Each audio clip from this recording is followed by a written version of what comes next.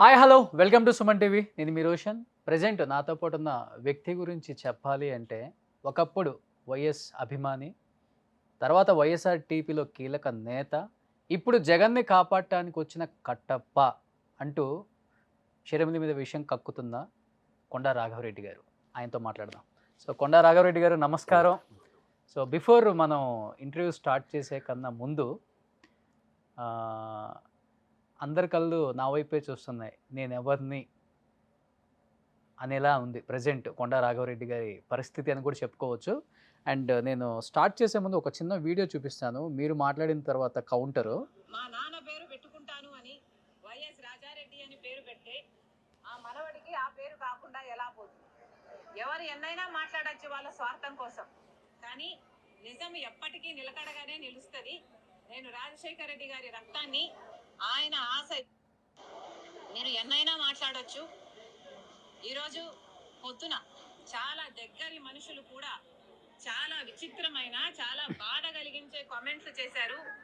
కొండా రాఘవరెడ్డి అన్న నాకు కానీ నా కుటుంబానికి కానీ దగ్గర అనుకున్నా, కానీ ఈరోజు ఆయన కూడా నా మీద నేను పాదయాత్ర ఎందుకు చేశాను అన్న దాని మీద ఆయన ఏదో అక్కడ ఉన్నట్టు, ఆయన బావుమరిది అక్కడ సూపరింటెండెంట్ అయినట్టు, ఆయన అంతా విన్నట్టు ఏదేదో చెప్పారు. నేను పాదయాత్ర చేయాలి అని భారతమ్మ అడిగితే నేను పాదయాత్ర నేను చేస్తాను అని నేను అడిగినట్టు చెప్పారు.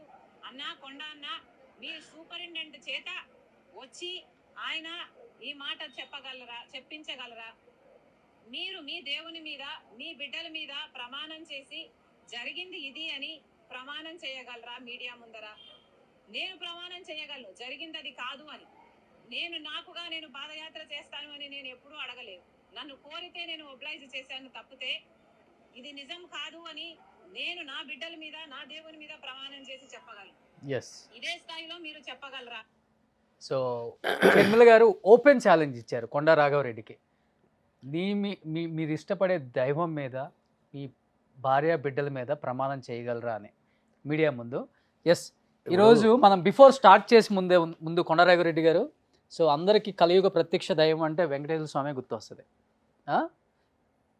నేను మాట్లాడేది నా మనసులో నుంచి వచ్చేదే కాబట్టి, ఎందుకంటే మీరు ఒక మాట కూడా అన్నారు, ఎన్టీఆర్ భవన్ నుంచి వచ్చే డ్రాప్ చూసి చదువుతుంది, జగన్ని బజార్కి ఈడుస్తుంది అని ఒక మాట అన్నారు.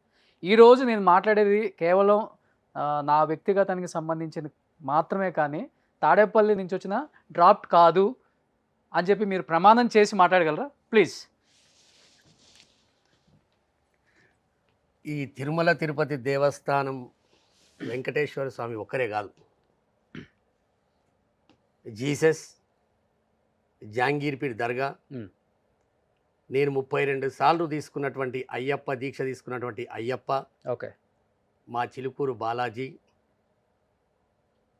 హైదరాబాద్లో ఉన్నటువంటి జూబ్లీహిల్స్ పెద్దమ్మ తల్లి మీద కూడా ప్రమాణం చేసి చెప్తున్నాను. మనస వాచ కర్మన నేను చేయబెట్టండి మీరు. నేను రాజశేఖర్ రెడ్డి గారి మీద ఉన్న ప్రేమతోటి, రాజశేఖర్ రెడ్డి గారు రెండోసారి ముఖ్యమంత్రి కావాలని చెప్పి మహాకూటానికి వ్యతిరేకంగా ఇబ్బందులు పడుతున్నప్పుడు 21 మే నాడు 2009 21 మే నాడు స్వర్ణమ్మ సుబ్బారెడ్డి గారు జెండా ఊపితే రాజశేఖర రెడ్డి గారు రెండోసారి ముఖ్యమంత్రి కావాలని మొక్కు తీర్చుకోవడానికి చిలుకూరు బాలాజీ నుంచి తిరుపతికి పోయినటువంటి వ్యక్తిని నేను.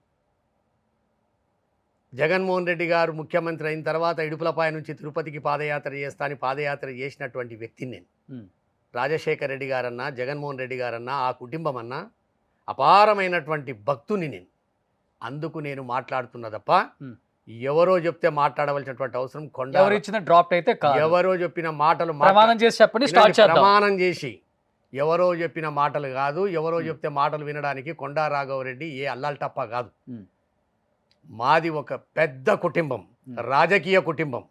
ముఖ్యమంత్రులు చేసిర్రు, గవర్నర్లు చేసిర్రు, ఉప ముఖ్యమంత్రులు చేసిర్రు, చీఫ్ జస్టిస్లు చేసిర్రు, పార్లమెంటు మెంబర్లు చేసిర్రు, ఎమ్మెల్యేలు చేసిర్రు, సర్పంచులు చేసినటువంటి కుటుంబం మాది.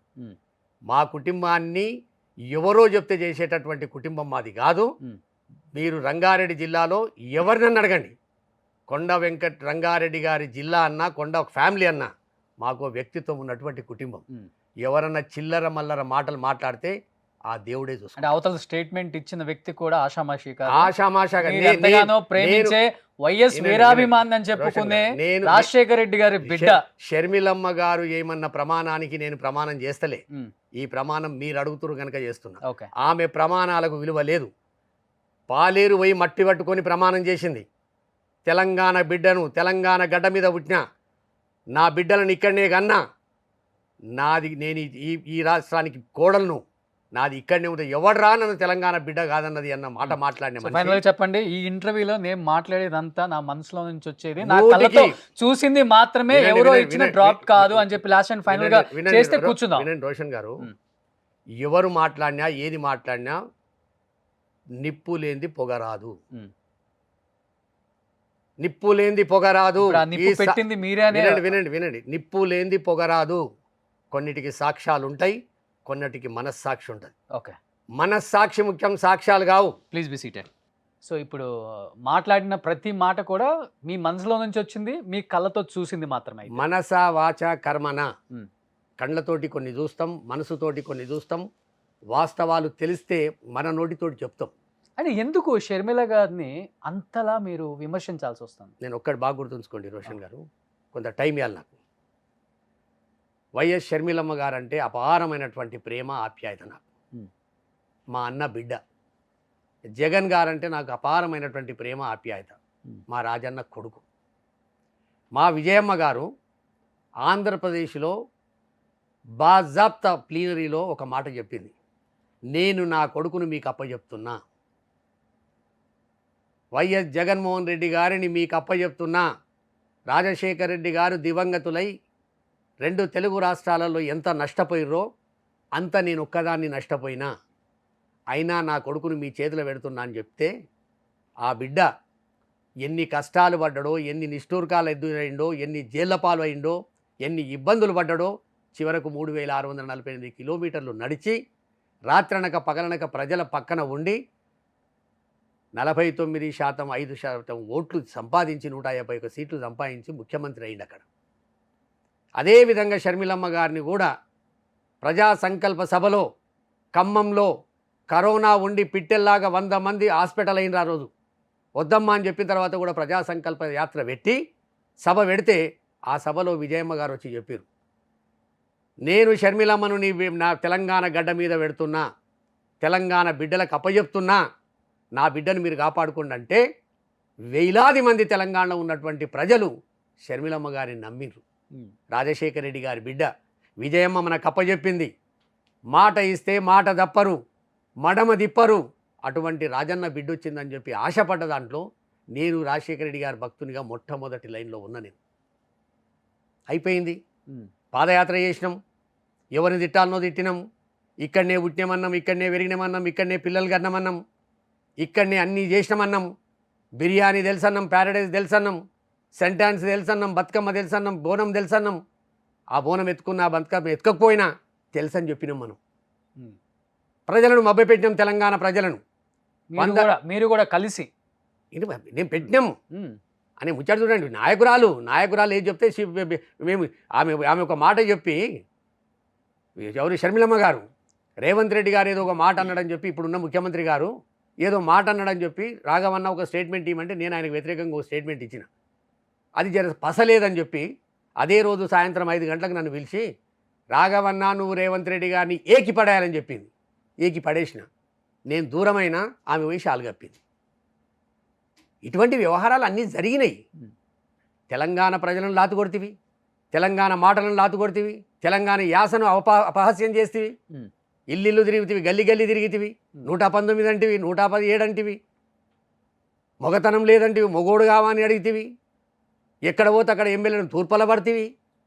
ఇన్ని చేసిన తర్వాత రాజశేఖర రెడ్డి గారిని ఎఫ్ఐఆర్లో పెట్టినటువంటి పార్టీకి, జగన్మోహన్ రెడ్డి గారిని 16 నెలలు జైల్లో పెట్టినటువంటి పార్టీని, మన కుటుంబాన్ని ఫుట్పాత్ మీద విడిచి ఇబ్బందులు పాలు చేసినటువంటి పార్టీలకు తగునామ్మా అని చెప్పి, అమ్మ ఇచ్చిన మాటను కూడా పక్కన పెట్టి, తెలంగాణ ప్రజలకు ఇచ్చిన మాటను పక్కన పెట్టి, పాలేరులో మన్ను పట్టుకొని ఇది నా గడ్డ, పాలేరు అడ్డ, ఇక్కడనే నా ప్రాణం పోయినా ఈయనే ఉంటా అని చెప్పి, ఇల్లు కట్టుకొని ఉంటా అని చెప్పి ఇల్లుకు పునాదేసి, అక్కడ కూడా నువ్వు చేయించి తెలంగాణ ప్రజలను మోసం చేసి కాంగ్రెస్ పార్టీలో చేరితివి. చేరిన రోజే నేను చెప్పిన ఒక TV9 డిబేట్లో ఓపెన్గా చెప్పేసిన, అమ్మా ఇది తగదు, రాజకీయాలు శాశ్వతం కాదు, మనం బ్రతకాలంటే ప్రజాసేవ చేయాలంటే ఎన్నో చేయొచ్చమ్మా, కాంగ్రెస్ పార్టీలో మనం పోవద్దని చెప్తే పోయినావు గనక రాహుల్ గాంధీ సోనియా గాంధీని కలిసిన రోజే, మల్లికార్జున ఖర్గేని కలిసిన రోజే నేను ఆ పార్టీకి రాజీనామా చేసిన. 3 నెలలు ఓపిక పట్టినా. సరే కాంగ్రెస్ పార్టీలో పోయింది. విజయమ్మ గారు ఇచ్చిన మాటకే తిక్కు దివానం లేదు. కొండరాఘవరెడ్డి ఎంత అనుకున్నా, నేను మనసు చంపుకున్నా, బాధపడ్డా, భోజనాలు చేయకుండా ఉన్న ఒక 2 రోజులు ఏం చేయలేని పరిస్థితి. ఆమె అటిట్యూడ్ అట్లుంది, ఆమె ప్రవర్తన అట్లుంది. సరే పోయింది. పోయినాక ఏం చేస్తుంది అనుకున్నాం? మా తెలంగాణ గడ్డని ఏమని నిలబెడుతుంది అనుకున్నాం? నువ్వు అండమాన్లో పోయి పని చేయమంటే కూడా చేస్తా అని చెప్తివి. ఆంధ్రప్రదేశ్కి పోతివి, పోయిన దానివి మొదలు ఆలోచన చేయాలి. నీ పార్టీ ఏం పరిస్థితి ఆడ? బంగారం లాంటి హైదరాబాదును వదిలిపెట్టి తెలంగాణ ఇచ్చి ఆంధ్రప్రదేశ్ ప్రజల నోట్లే మన్నుగొట్టినటువంటి పార్టీ ఆ పార్టీ. చచ్చిపోయిన పార్టీ, డిపాజిట్లు రాని పార్టీ, నోటా కంటే తక్కువ వచ్చిన పార్టీ. ఏముంది ఆడ కాంగ్రెస్ పార్టీ? ఆ పార్టీకి PCC అధ్యక్షులుగా ఒప్పుకొని పోయి ఆడ ఏమెలుగా పెడదామనుకున్నావో